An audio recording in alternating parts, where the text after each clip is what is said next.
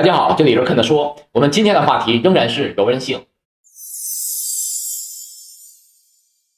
在前面2期关于柔韧性的话题中，我给大家讲解了哪些因素决定柔韧性的优劣，柔韧性对身体的正面及负面的影响，以及我们该发展什么类型的柔韧性。那么今天我来讲讲柔韧性训练应该如何安排，应该在什么时间做，以及不要做哪种柔韧性训练。我们进入主题。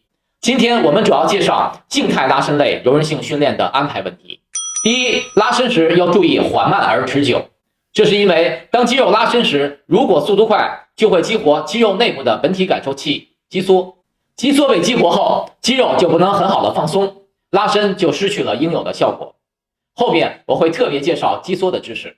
第二，拉伸时被拉长的肌肉不要发力抵抗，拉伸的程度应该掌握在肌肉感觉有轻度和中度的不适感，以不疼痛为准。这时要保持关节的安全。第三，当拉伸到最大限度时，拉伸的时间应该控制在15至30秒。如果是初级训练者，每次15到20秒就够了。训练一段时间以后，可以延长到30秒，但是要记住，不要超过30秒。研究表明，当单次拉伸的时间为30至60秒时，并不能增加柔韧性。第四，每个拉伸部位每次做4次拉伸，每次间隔30秒。第五，如果想有效的提高柔韧性，每周至少做2次以上的柔韧性训练，连续5周就会感觉到柔韧性有所提高。当然，如果想明显的增加柔韧性，每天做很多次也可以，但是要记住我上期视频讲过的，拉伸次数多，肌肉的力量会下降。最后一点是，如果拉伸时体温高，柔韧延展度会更好，而且柔韧性提高更快。以上6点是静态拉伸训练时具体的安排方法。可以选择1天中任何时间进行柔韧性训练，但是要注意，不要将静态拉伸训练作为热身环节，尤其是放在肌肉爆发力、力量训练之前。原因就是柔韧性训练会暂时或长久降低肌肉力量表现，这个内容我在上期视频讲过。同时，在爆发力和力量训练组间也不要做柔韧训练，原因是相同的。但是如果是肌肉体积训练，组间可以做，因为当肌肉被拉伸时，肌肉中的血液会被挤出，此时血液会带走训练时产生的废物。当拉伸结束时，血液就会像海绵吸水一样大量回到肌肉中，此时肌肉的供血量就会超过未拉伸时的数量，这就给肌肉提供了更多的能量和物质。当然，经过拉伸的肌肉力量会下降，但是你的训练目标不是肌肉力量，而是肌肉体积，所以只要做到破坏肌纤维就可以了，不用在意肌肉力量的表现。在此我要跑一下题，很多人都是又想增加肌肉力量，又想增加肌肉体积。对此我一直表明一个观点，你的训练一定要有一个明确的目标，也就是训练的主要目标。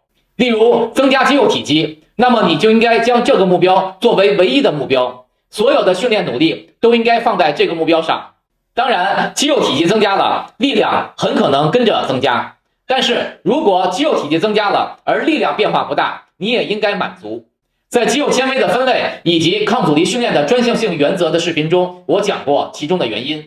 因此，如果你想要增加肌肉体积，你就应该考虑在训练组间加入拉伸目标肌肉的训练，这样做对你的肌肉体积变化有正面的影响。最后要谈的就是有一种拉伸训练根本没有效果，而且还会造成运动损伤，但是很多人都会做这样的拉伸，这就是弹性拉伸。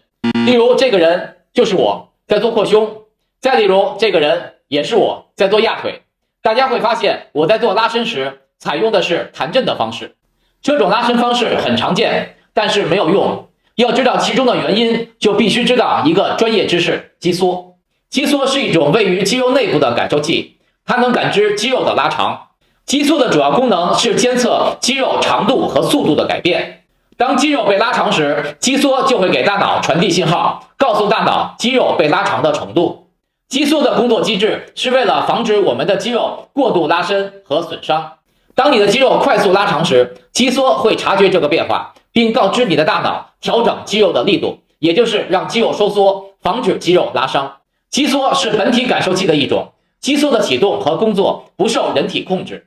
例如我们常见的膝跳反应就是激活肌缩，让肌肉不由自主的收缩。那么当做弹性拉伸时，肌肉拉长的速度快，肌缩被启动，让肌肉收缩，这就造成肌肉根本没有被拉伸。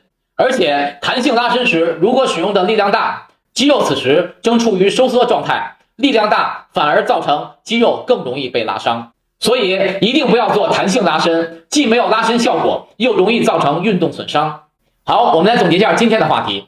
静态拉伸时要缓慢而持续，拉伸的程度以不疼痛为标准，每次拉伸的时间为15到30秒，每个部位拉伸4次，每次之间相隔30秒钟。拉伸频率每周最低2次，多次安排效果更加明显。训练的热身环节不要做静态拉伸，如果以肌肉体积为训练目标，组间休息时可以安排拉伸训练。同时，任何训练后都建议做拉伸训练。由于肌缩的原因，不要做弹震式拉伸。关于柔韧性训练的问题，通过这3期视频，我想基本上给大家讲清楚了。当然，遗留了动态拉伸训练这个问题，这是适合体能训练的拉伸方式，将来有机会我会给大家介绍。谢谢大家的观看，我们下次再见。